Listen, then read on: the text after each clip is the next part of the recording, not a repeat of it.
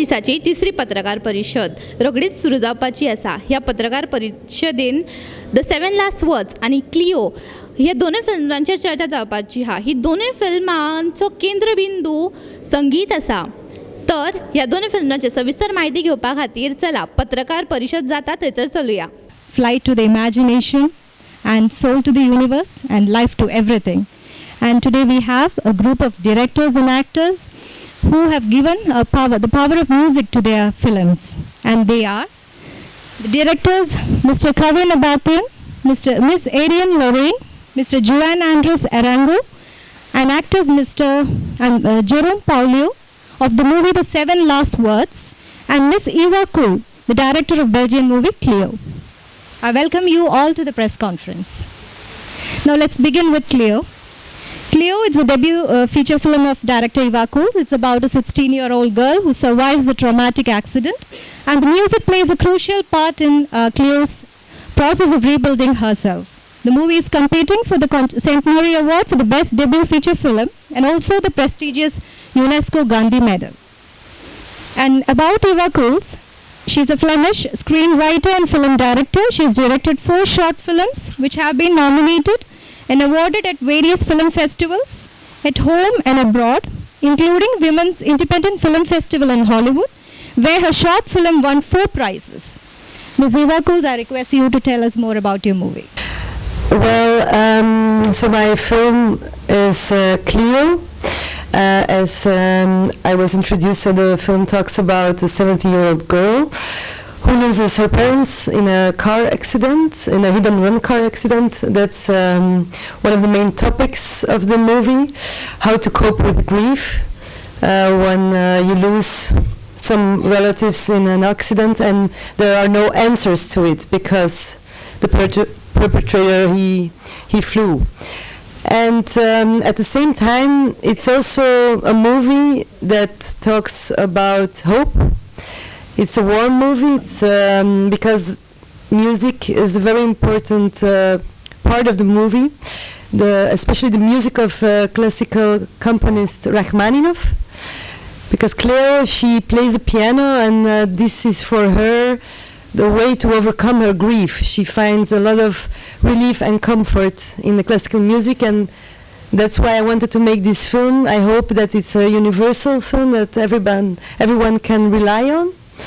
And yeah, it's also a personal film because I lost somebody in a car accident, and that's why I thought it was important to tell this story. The film is having its Asian premiere here. So I'm super happy to be here for the first time in India at this great festival.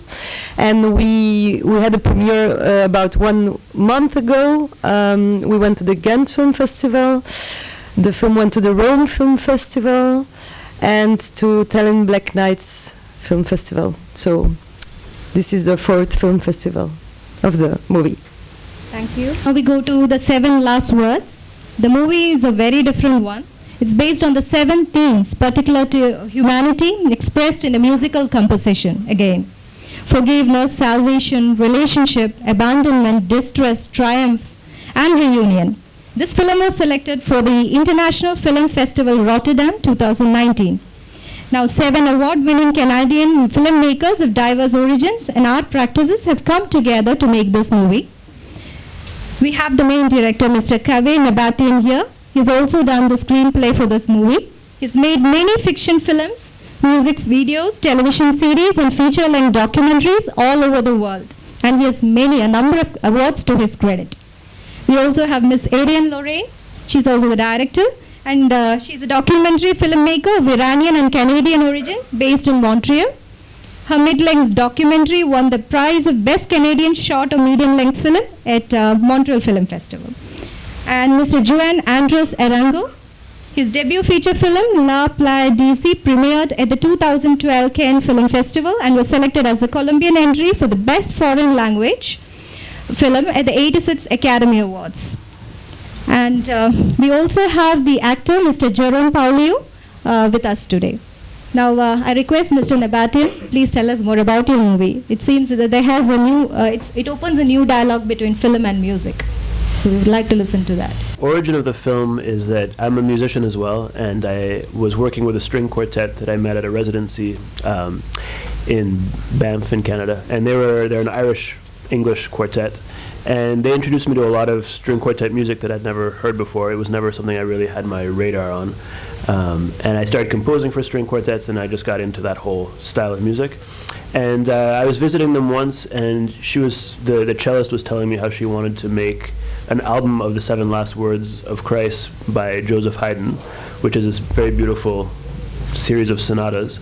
And she was telling me how historically those sonatas have been performed in interesting ways, and that there's all this art around the idea of the 7 last words of Jesus.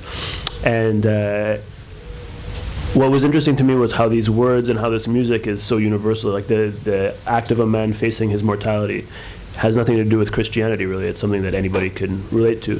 And so I got this idea to make a 7-part film to go along with the 7 sonatas, and to have 7 different directors from different origins and art practices and religions and cultures have each person make a film out of one of the sonatas.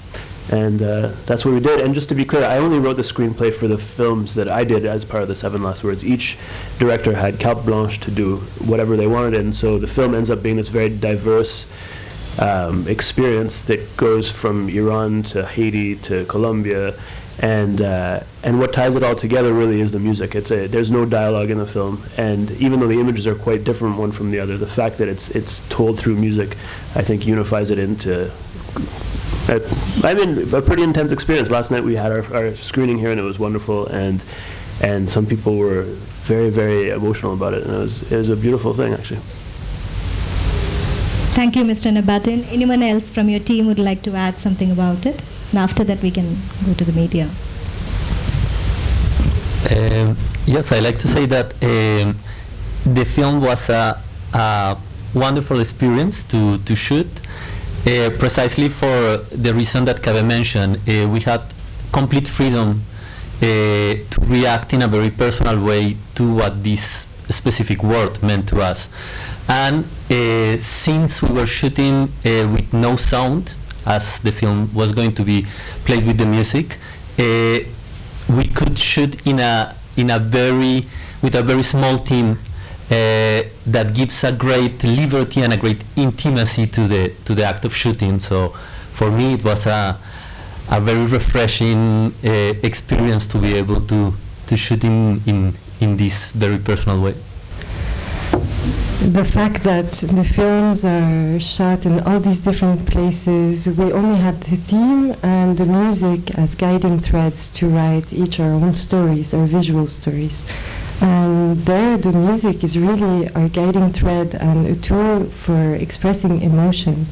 And it's an abstract language, but a universal language, and I hope that's what publics all around can understand and feel.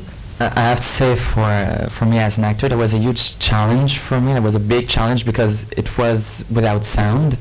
So Juan told me that I have to express myself without words. So that was a good experience for me. So, and I learned a lot from that for the movie. So I think for my career also, it was a good challenge and something that I could do about, and just, in my roles I speak usually, but for this movie that was a good experience. So.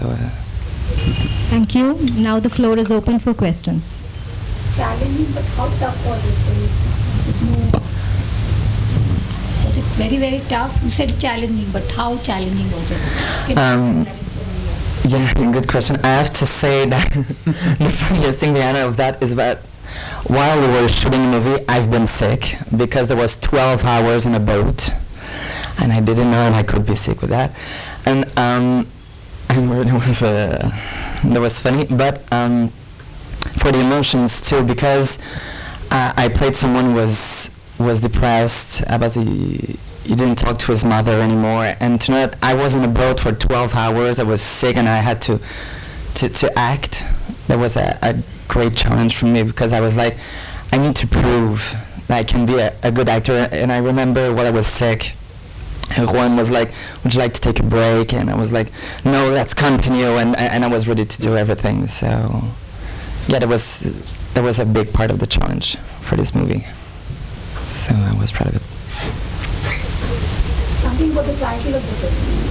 Something you elaborate on the title. Well, it's based on the composition by Joseph Haydn, which is called The Seven Last Words of Christ, Opus 51. So we just called it The Seven Last Words because that's what it is. Any specific reason for you to take people from looking for 7 of them? Mm-hmm. Was there any specific reason chose 7 different directors? Well, yeah, because I mean, at its base, it is a religious text. But what was interesting to me was not so much the religious aspect. It was more interesting to me the idea of a man facing his mortality, and so that's such a universal subject that I wanted to make sure that it didn't all. At the very beginning, I was actually thinking I would direct all 7 myself, but that would have been just one person's perspective, and it was important for me, and I think for the music as well, to have different perspectives that didn't all come from the same place. Exactly, yeah. Any questions? But they all came from different temperaments. How do you manage to get them together? Different temperaments. Each one has a different temperament. You have 7 different kind of thinking. And putting together project must have been very tough. That's what I think. Yeah, no, it took forever to get it together for sure. And there was actually a couple of directors with whom it didn't end up working because the temperaments were too different, or they had approaches that didn't seem to work within the whole that we were trying to make. But at the end of the day, the 7 directors who did work on it, we all became friends, and everyone comes from a very different place. But actually, the temperaments are quite similar. Like everyone's pretty nice, and we've had some really nice times together. Come back to the basic. When did you think or originate? When did you originate of making a film like this? I'm coming back to the basic. Well, yeah, no, so it was when my friend, the cellist, when she played the music for me, she played another string quartet's interpretation of it, and I just thought it was such beautiful music and so powerful. And it, Joseph Haydn, I don't know if you guys are very familiar with his music, but a lot of it tends to be very kind of, it's kind of easy to listen to, and you can almost put it on in the background, or at least that's mine. I'm sure some people would disagree with me violently, but the 7 Last Words, the music is super intense because he's dealing with these ideas around like death but also about rebirth and freedom and abandonment, and so the music has this intensity to it, even though it's written in the late 18th century, that you don't really hear in a lot of music that was being written around that time, and I feel like that music really speaks to the present as well. So yeah, but to answer the question, everything comes back to that, to hearing that original piece of music for the first time, and finding it, like Salvador Dali made 7 paintings, and there's the first time it was performed, that music, it was performed in a cathedral in Spain where they blacked out all the windows, so there would just be one window open, so that as they did it, they timed it so the light from the sun would hit the bishop as he was explaining the 7 last words. It's like it's got this history of intense expression and performance, and so I wanted to just make something that would follow in line with that, being in continuity with what's come before it. How long did it take to put it all together? Yeah, too long. I came up with the idea in 2010, and now we're 2019. It's not like I was working on it full time every day, but there was it was hard to get the financing because it's an unusual project, and it was very difficult, yeah, because it's not really a music project, so people who fund music projects didn't want to give money. It's not a normal film, so film people didn't really, it took a while to get the patchwork together, and it took a while to get the right directors together who all had the time and the interest and who had cool ideas and that were going to work as part of the whole. So yeah, it was a long process, but a cool process in general. How's Goa treating you also? First visit to all previously also. It's my first time in India, and I absolutely love Goa. I'm so happy to be here, and it's very inspiring to just to walk in the streets and to see the very specific kind of life that there is here. Yes, we just watched a wonderful film here in the Inox, directed and acted by just one person, an Indian film, and it was a great experience. The name of the film is I think it's like the size of a shoe. Size 7 Size 7 single slipper? Yeah, Yeah. size 7 single slipper. Yeah, that's it. Wonderful film. I recommend. Yeah, that was amazing. I've had the good fortune to come to India before, and I actually shot a short film in Varanasi, but it's my first time in Goa, and it's amazing, and the food is so fantastic, and everyone's so friendly, and it's great. It's really great. It's called Holika. It was actually shot in Nangaon and Barsana, north of Varanasi, but it takes place around Holi, and it's Latmar Holi, when the women from one village come to another village and hit the men with sticks. Yeah, and so I made kind of a expressionistic short film about that violence and beauty and color. Kevin, you have done screenplay for the film.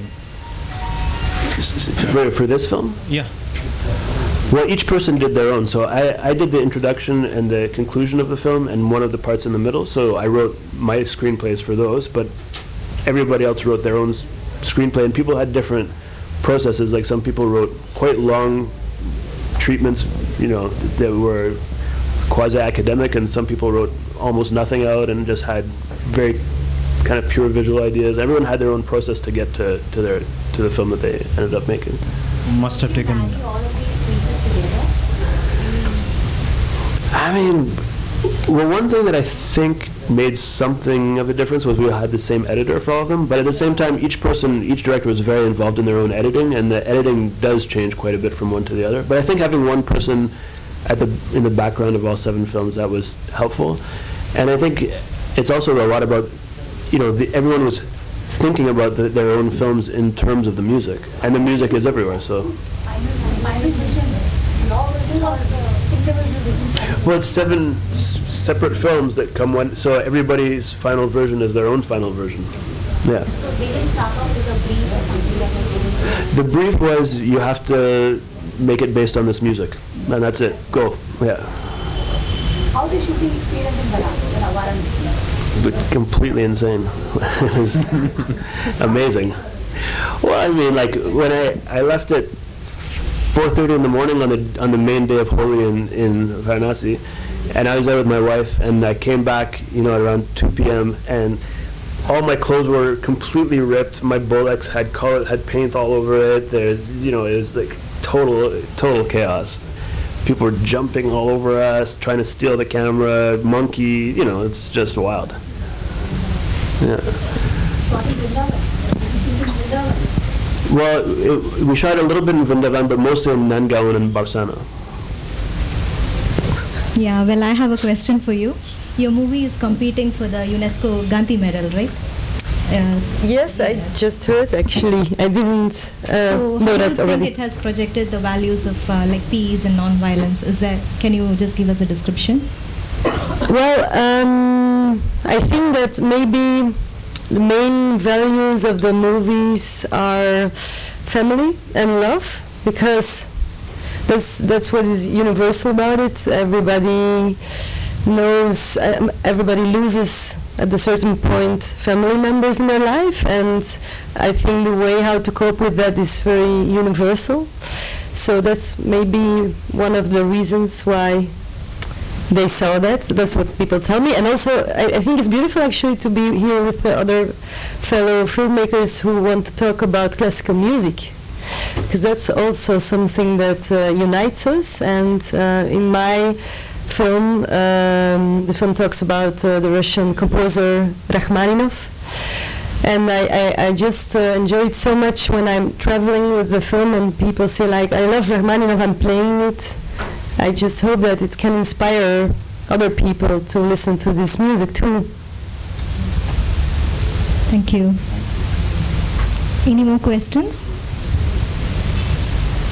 So let's wind up the session. Thanks, friends.